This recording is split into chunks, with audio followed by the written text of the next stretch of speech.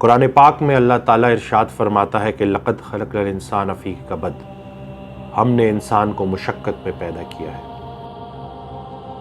رسول پاک صلی اللہ علیہ وآلہ وسلم کی ایک بڑی پیاری حدیث ہے جس کا مفہوم ہے کہ انسان نے پیٹ سے بدترین کسی برتن کو نہیں بھرا، حالانکہ اس کی کمر سیدھی رکھنے کو چند لقمے کافی ہیں۔ تو ثابت یہ ہوا کہ انسان کم خوراک میں زیادہ مشقت کر سکتا ہے۔ آج کا انسان ایسا نہیں کر رہا، مشقت نہ ہونے کے برابر ہے۔ گاڑیوں میں سفر نے سائیکل سے ہٹا کے انسان کو گاڑیوں کا محتاج بنا دیا ہے۔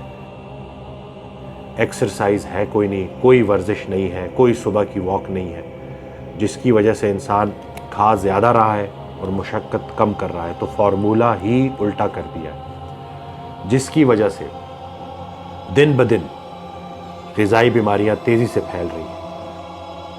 اور اگر ہم اس کی روٹ کاز کو دیکھیں، اس کی وجہ کو دیکھیں، تو اس کی وجہ یہی ہے کہ انسولن ریزسٹنس بڑھ رہی ہے، اور انسولن ریزسٹنس بڑھنے کی وجہ خوراک کا غلط انتخاب، زیادہ انتخاب اور ایکسرسائز نہ کرنا ہے۔ ہم اگر اپنے ریلیجن کو دیکھیں تو اسلام میں نفلی روزوں کا کانسیپٹ ہے، ہفتے میں 2 روزے رکھنا، رسول اللہ صلی اللہ علیہ وسلم کی لائف سے ثابت ہے۔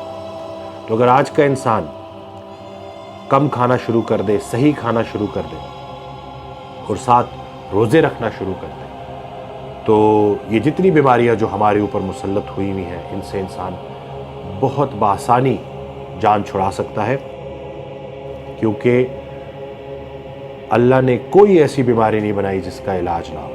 تو پچھلے 60-70 سالوں میں جیسے جیسے خوراک بدلی ہے، ویسے ویسے بیماریاں بڑھی ہیں۔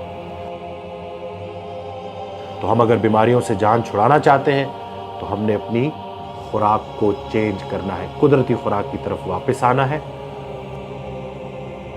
اگر کسی چیز میں ملاوٹ کر دی جائے تو اللہ تعالیٰ اس میں سے شفا، تاثیر، برکت اٹھا لیتا ہے۔ تو آج کل کی جو خوراک ہے وہ پروسیسڈ ہو گئی ہے، اس میں ملاوٹ کر دی گئی ہے۔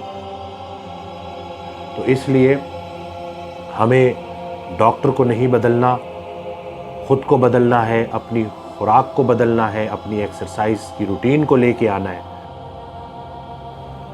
تو اب ہم نے ارادہ کرنا ہے، کیونکہ یہ بولنے کی بات نہیں، کرنے کا کام ہے۔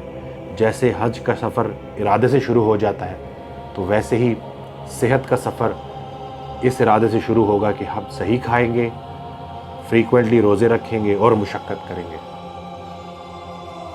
تو انشاءاللہ اللہ رحمان ہے اور وہ اپنا خاص کرم کرے گا اور ہمیں ان بیماریوں سے نکال لے گا، کیونکہ خطا کے ذمہ دار آپ ہو جائیں، عطا کا ذمہ دار وہ